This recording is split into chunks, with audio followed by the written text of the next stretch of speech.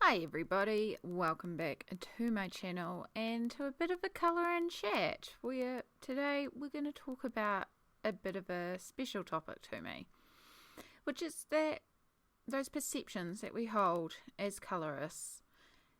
So today I'm going to work on not my typical artwork on this channel. I'm working in the Disney Stained Glass colouring book. I'm working with Crayola Super Tips and I'm just blocking in sections of colour. There's no shading, there's a little bit of tone variation with me choosing different colours, but today's piece is just about having fun and simplicity and ease and just colouring for the fun of colouring. And sometimes as colourists we have this perception about our art that it has to be this big, complicated, detailed piece with multiple layers and all these expensive materials, and it has to be this, it has to be this, it has to be this.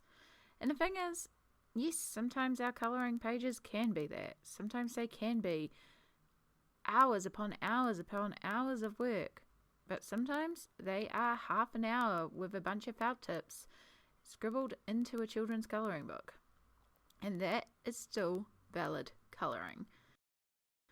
There's this perception that I see around the community that if you're not doing a certain type of art, you're not doing a certain type of colouring, not only are you not a valid colourist, you're not even a valid artist. And the thing is, there is no such thing as wrong colouring, because all colouring is valid colouring. Basically, the only wrong colouring is not colouring at all. So, if you are watching this and you're holding yourself to a standard, maybe you've seen some of my previous work where I put in all the hours and the details and you're like, I'm never going to achieve that. Don't. We all started somewhere. I've had a bit of experience, but also I don't always colour like that.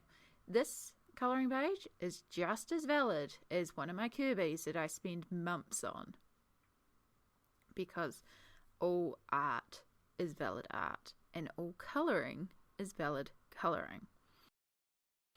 And that's another perception that I often see held within the community, is that as colourists, we're not artists. And I'm at fault about saying this, because on my bio, when I introduce myself, I say I used to be an artist and now I'm a colourist. But the thing is, I'm still an artist. This is just a different form of art. This is still a valid form of art. I am still an artist, I'm just working in a different medium. It can be hard to change these perceptions. I am still working to change a lot of my perceptions. One of the things I have done today is I have created a Patreon. And for me, this is a perception that I still hold strange to myself. Why would someone want to pay to see me colour? Why would someone pay for this? Like, I put this content out on the web for free and I don't even understand why people watch it. You know, this is an argument that I have had a number of times with my friends, with people who have said, I want to support you, what's your Patreon? And I'm just like, why would I have a Patreon? It's not like I'm offering exclusive colouring pages or this or this or this. But today, one of my friends kind of sat me down and said, once upon a time, artists had lords and ladies that sponsored them, that looked after them, that helped support them. And it wasn't about the final piece. It was understanding the creation process and understanding that support needed to be there in order for them to create these final pieces. They had sponsors. And it kind of just resonated with me, like, you know what? They did. They did. They had people who understood the value of art was not necessarily always in the final piece, but also in the creation of a piece. So while I admit I still find it difficult, I am the type of person that struggles to say, hey, I'm struggling, I need funds or something, you know. I did make a Patreon today. In fact, I actually have 2 Patreon supporters as I record this, which is like mind-blowing. There's still a perception that I hold of I'm just a colorist. Why would anyone want to support this? And that's a perception that I need to work on, that I need to change, because there is a value to what I create. There is a connection, there is a community, there is tutorials and knowledge and learning, and there is also joy.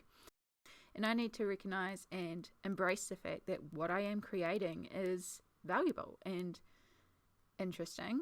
And okay, yes, sometimes they're not always perfect, but people enjoy it.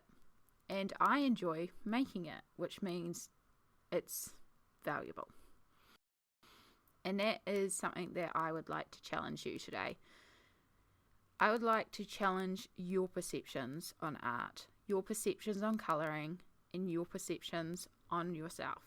As artists, note, not colourists, as artists, we are our own worst critics. We will forever look at a page and go, this isn't perfect, this isn't perfect, this isn't perfect.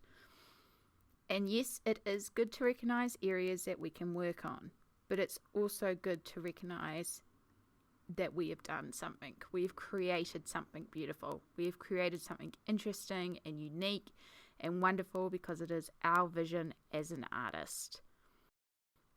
So whether the piece that you have created today is a 2-minute sketch, a 50-hour oil painting, a 30-minute colouring with children's markers in a children's book, it is a valid form of art. It is a wonderful form of art.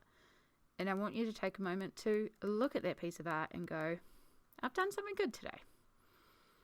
Today, I coloured in Russell from Up in the Disney stained glass colouring book. And I did a good job. It's streaky. It's messy. I've gone over the lines. I've got areas I haven't coloured in entirely. Some of the colours probably inaccurate. But you know what? I did something good. It made me happy. I relaxed. I had fun. And I really liked the outcome. And that means that I've done a good piece of art. And that is the perception we should have.